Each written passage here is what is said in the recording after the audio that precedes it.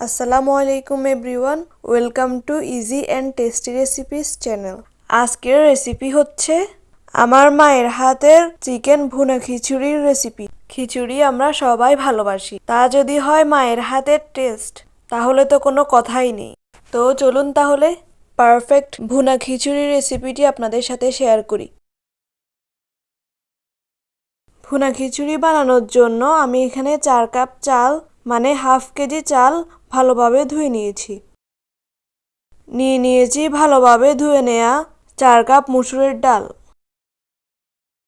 1 KG পরিমাণ broiler মুরগির মাংস নিয়ে নিব। মুরগির মাংসকে ছোট ছোট পিস করে কেটে নিব। পিসগুলো এরকম ছোট ছোট হবে। আরও লাগছে টুকরো করে কেটে রাখা একটা আলু, একটা গাজর, 4টা তেজপাতা, 3টা এলাচ, 4টা দারুচিনি।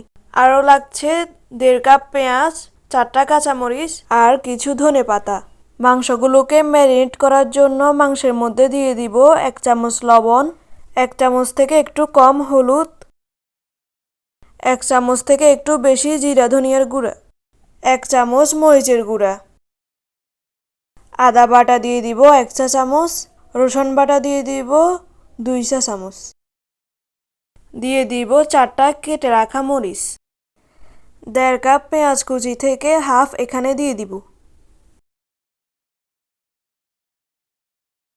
1/4 কাপ দিয়ে দিব সরিষার তেল। এরপর সবগুলি উপকরণকে মিক্স করে নিব। গাজর আর আলুগুলি এ পর্যায়ে দিয়ে দিব এবং মিক্স করে নিব। কিছুটা পানি দিয়ে দিব সিদ্ধ হওয়ার জন্য। এগুলিকে হাফ সিদ্ধ করে নিব। একটি প্যানে হাফ কাপ পরিমাণ সয়াবিন তেল দিয়ে দিব। তেল একটু গরম হলেই দিয়ে দিব আগে থেকে হাফ সিদ্ধ করে রাখা মাংসের মিশ্রণটি।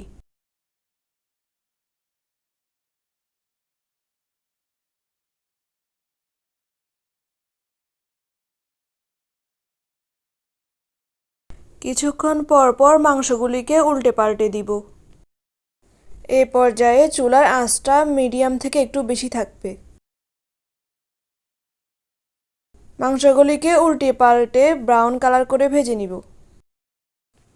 মাংস, আলু এবং গাজরগুলো এরকম কালার হলে নামিয়ে নিব। সব মাংসগুলো ভাজা শেষ। চলুন এবার আমরা খিচুড়ির আসল প্রসেসে যাই।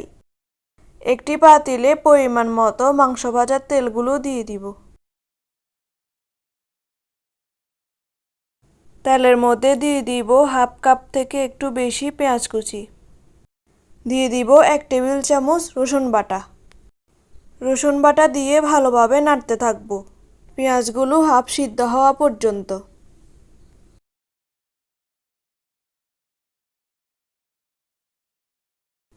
এ পর্যায়ে দিয়ে দিব 4টা তেজপাতা, 3টা এলাচ, 4টা দারুচিনি।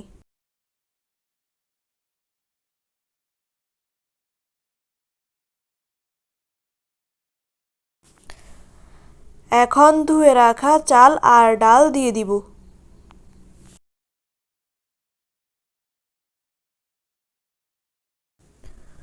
চাল আর ডালকে তেলের উপর একটু নাড়তে থাকব।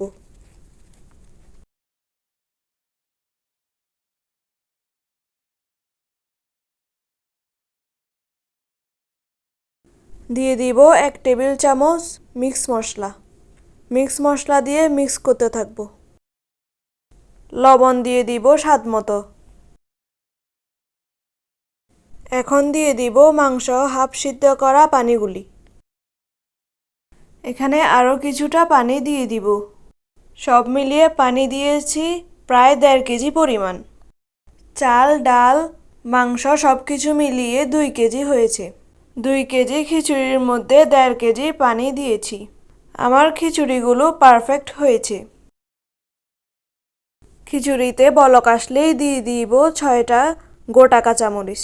মরিচের পরিমাণ আপনারা আপনাদের টেস্ট অনুযায়ী কম বেশি করতে পারেন। আমি আরও 2-3টা পরে দিয়েছিলাম। ভালোভাবে নেড়ে দিব যাতে নিচে লেগে না যায়। এ পর্যায়ে মাংসগুলি দিয়ে দিব।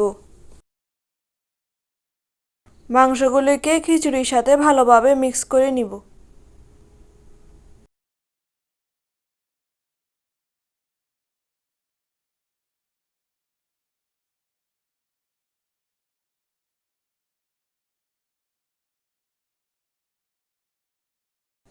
খিচুড়িগুলোকে ভালোভাবে নাড়তে থাকতে হবে, না হলে তলানিতে লেগে যেতে পারে। একবার যদি তলানিতে লেগে যায় তাহলে কিন্তু পুড়ে যাবে, পুরা খিচুড়িটাই পোড়া পোড়া গন্ধ হয়ে যাবে, তখন আর খেতে ভালো লাগবে না। তাই ভালোভাবে নাড়তে থাকতে হবে।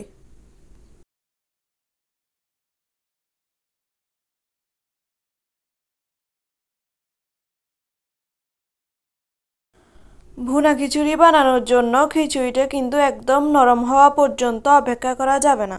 খিচুড়িটা এ পর্যায়ে চেক করে নিতে পারেন।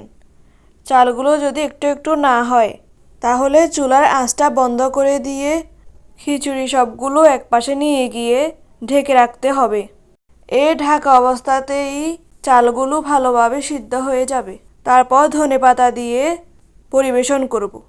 এই রেসিপি ফলো করলে চাল ডাল ভালোভাবে সিদ্ধ হবে এবং গলে যাওয়ার সম্ভাবনাও থাকবে না।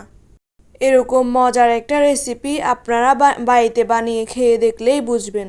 বানিয়ে প্লিজ কমেন্ট করবেন, কেমন হয়েছে জানাবেন।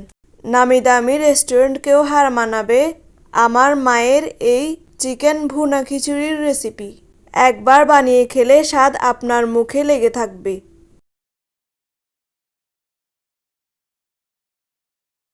ভিডিও কেমন লাগলো জানাবেন। ভালো লাগলে লাইক করবেন, শেয়ার করবেন এবং চ্যানেলে নতুন হলে সাবস্ক্রাইব করবেন। আল্লাহ হাফেজ।